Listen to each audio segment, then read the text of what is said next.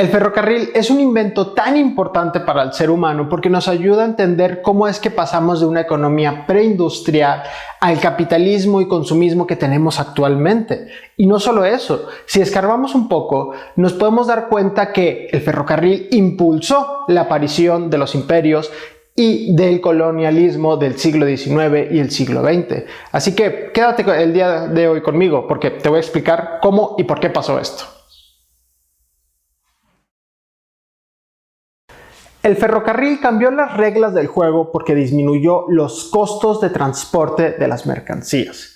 Actualmente estamos acostumbrados a que el mundo sea un ente globalizado, es decir, que yo puedo consumir o adquirir mercancías y productos también de clase intelectual de otros lugares del mundo. Por ejemplo, parte de la ropa que ahora yo estoy vistiendo fue producida en China, pero yo estoy en México. El transporte es algo que antes era muy caro, pero gracias a la revolución industrial que se vivió tanto con el ferrocarril como con los buques a vapor, esto empezó a suceder. Te voy a poner un ejemplo para que dimensiones muy bien esto.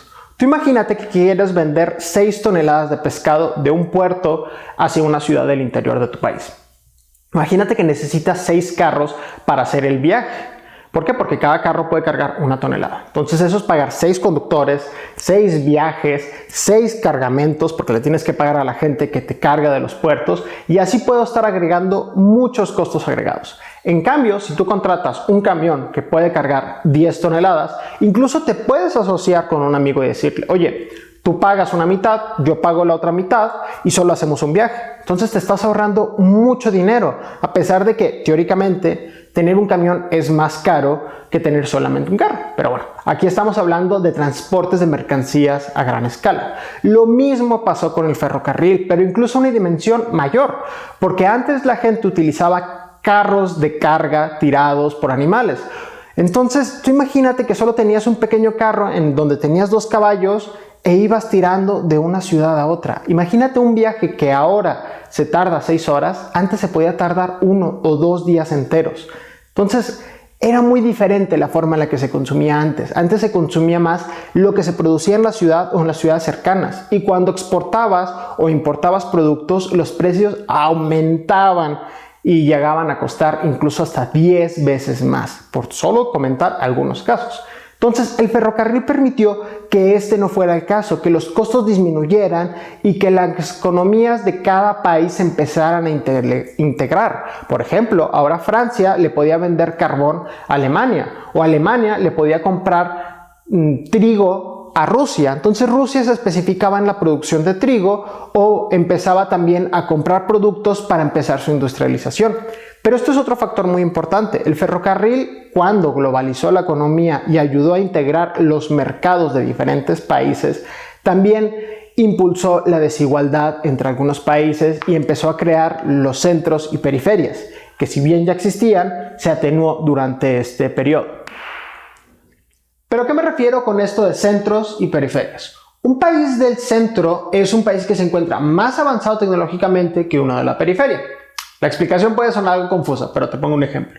México se encuentra a nivel productivo más atrasado que Estados Unidos.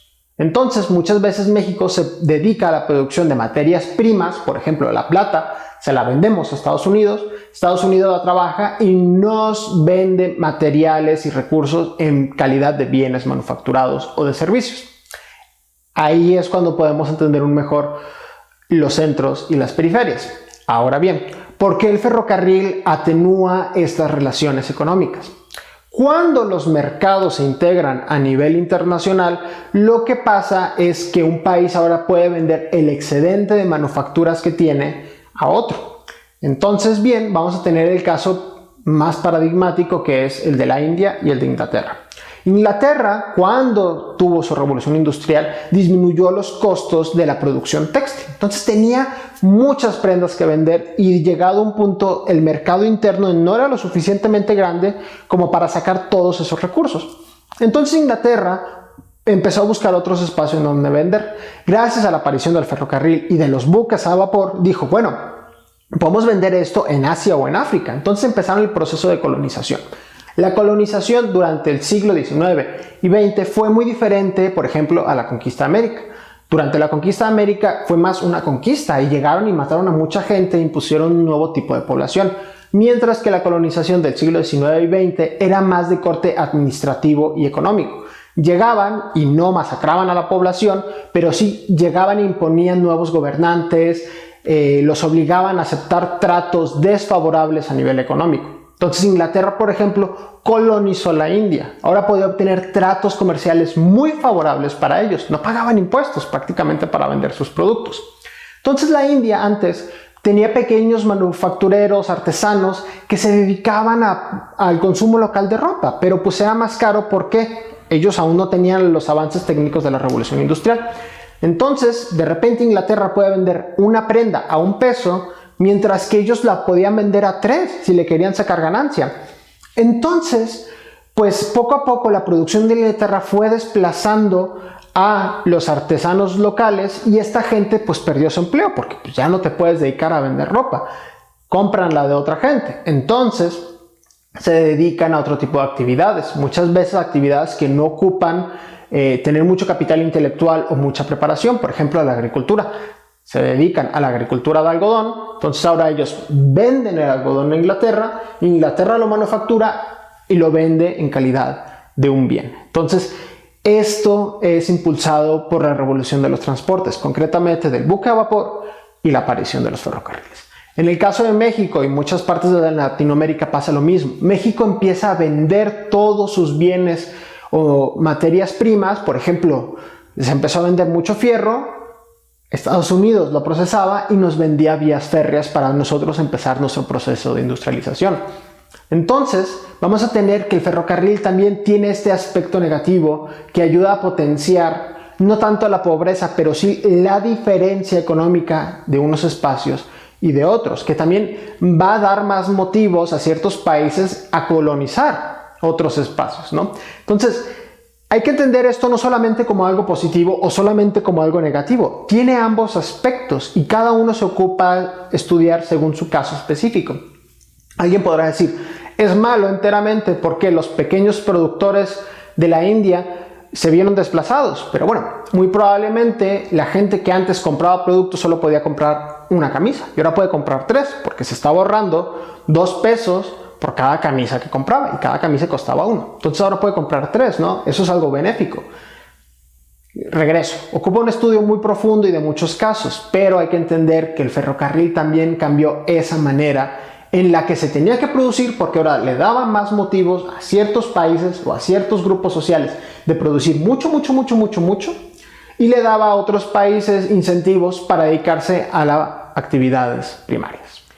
Ahora bien, ¿por qué no todos los países pudieron aprovechar en la misma medida los ferrocarriles? Bueno, eso tiene que ver con el momento en el que invertiste para que pudieras llevar a cabo tu revolución industrial y tu revolución en los transportes, así como el capital que se cuenta. El capital también puede ser humano y monetario. El monetario es la cantidad de dinero que tienes. Eso es muy sencillo.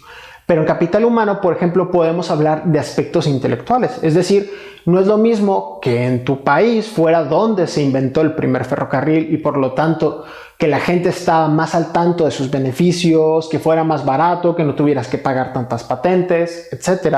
Así como el capital político. En ese sentido, pues un país estable políticamente que puede dirigir esos recursos, esos esfuerzos del gobierno para mejorar la economía sin tantas trabas, pues tiene un impacto positivo en la economía.